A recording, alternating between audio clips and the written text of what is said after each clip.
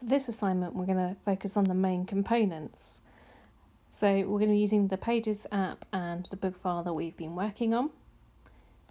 On page 21, it says in part 3, there are 4 gaps waiting for photographs: non-volatile memory, RAM, CPU and motherboard. So let's take a look at page 21.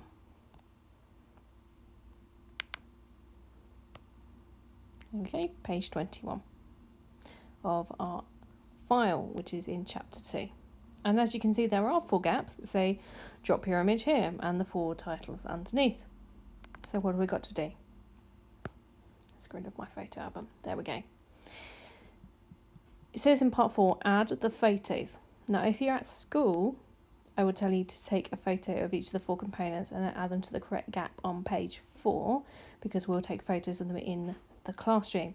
But if for any reason that you're at home when you're completing this, then search the internet and add a photo to match each of the 4 components.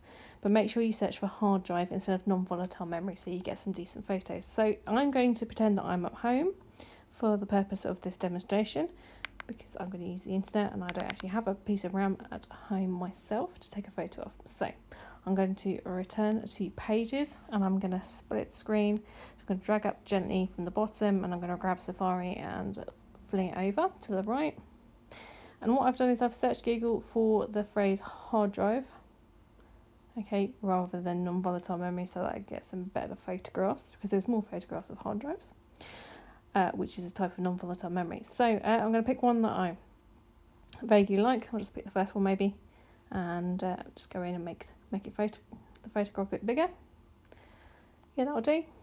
Okay, I don't need to want that pop up. And what I'm going to do is I'm going to press and hold, and I'm going to drag the photo over into my non-volatile memory box. Maybe do that a little bit quicker because I think it didn't pick it up. There we go, and bang. So there's my non-volatile memory. And I'm going to do the same for RAM, the same for CPU, and the same for motherboard.